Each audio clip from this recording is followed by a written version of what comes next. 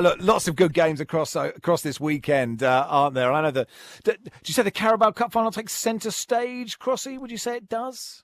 Well, of course it does, because that's where I'm going. So, Yes. I listen. I do actually. I love the Carabao Cup, and I think the final is, if you look at it in recent seasons, well, forever really, it's always been sort of contested fiercely by top clubs, and that's the level of how seriously they take it. Man City have, sort of dominated for a while. Liverpool have come back, and then Chelsea, I mean, all those years ago, it was kind of the platform for and different guys for Jose Mourinho, to kind of start his winning trail. Honestly, it was really interesting to see some super interviews done this week and in the papers this morning with Ben Chilwell, basically making the point.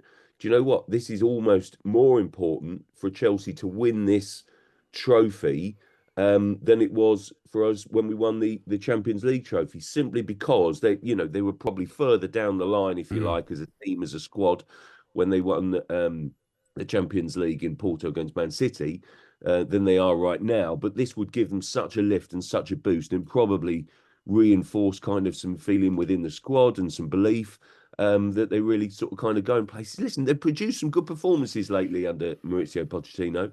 They're sort of kind of gelling as a team, and up against the Liverpool team who've got injuries. I think it will probably be a lot tighter as a contest than it would have been, say, a month or so ago. So I do think we've got a decent final ahead. Yeah, Chelsea have put together that run of one win in a row. So, but did you see the win? And what a win! They've got the momentum, Crossy, haven't they? They'll be going in confident. Yeah, I think so, Jolly. And I also think that what struck me was that defended well as a unit last week. That's the difference, sort of kind of whether it was the fullbacks really competing and kind of really showing a great deal of discipline, or the centre halves. I mean, listen, I think the Chelsea defence at points this season has been so mix and match. I think they've been beset by injuries. They've hardly had Reece James again, but basically, Ben Chilwell and Gusto, and on occasion, sort of, various different players coming in and filling those roles. Levi Colwill was the name I was looking for, and basically it was just.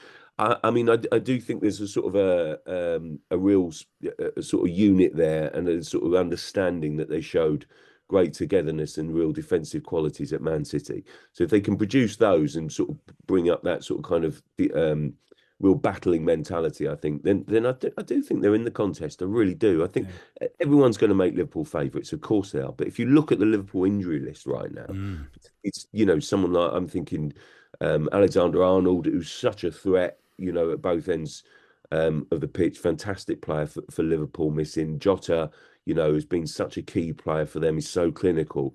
I do think they're going to miss those sort of players, and it's going to be a slightly unusual Liverpool-looking side. Liverpool, I'm sure, would probably lift the trophy if they're the first 11 out, but it never works like that. So I think Chelsea are in this contest. I mean, it would be so Chelsea to be garbage all year and win this and the FA Cup, wouldn't it? Sort of they just don't do football how it should be done. Almost, you need to give a manager time. You can't just build a team from nowhere and they'll just win 2 trophies. Do you know what I'd love to see? See Pochettino saying, I'm really worried the referee is going to think, well, Klopp's leaving, so they're all going to be sad, so I'll give all the decisions to Liverpool. I know Nicholas Jackson's clean through, and Van Dijk wipes him out, and he just books Jackson for diving and then goes and hugs Jurgen Klopp. I mean, it's this kind of pre-game nonsense from managers is so tedious, isn't it?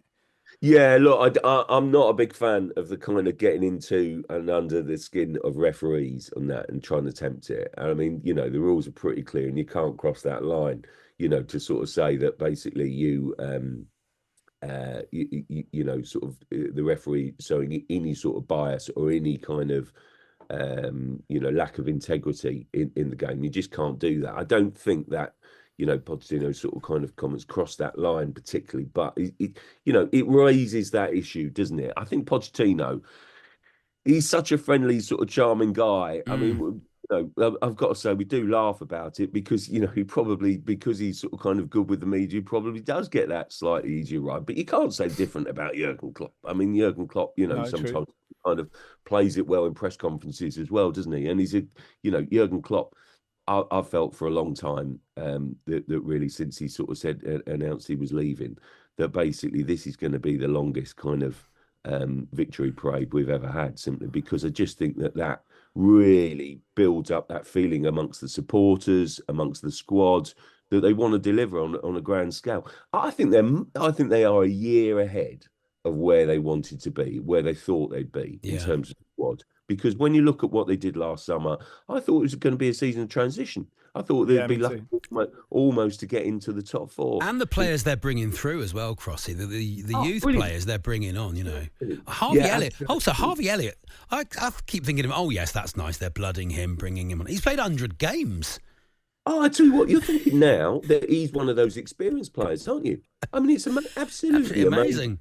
I mean, he's so young, he's still so young and such a prospect. I mean, it's amazing actually that he hasn't really sort of had senior England recognition, to this point. A lot of people in that position. Well, aren't there? big competition, really. And I tell you what, if Curtis Jones hadn't been injured, then I'm sure that he would have been in the conversation because he's been absolutely fantastic. But I do think that this emotive thing that Liverpool have got going on, they're still battling on the forefront. So it's still great opportunity for them, isn't it? So I do think that will sweep them a lot along quite well on a lot of occasions this season, I think.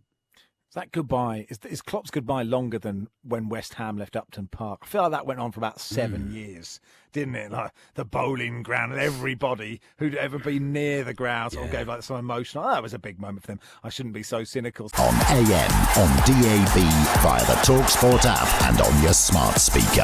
talkSPORT.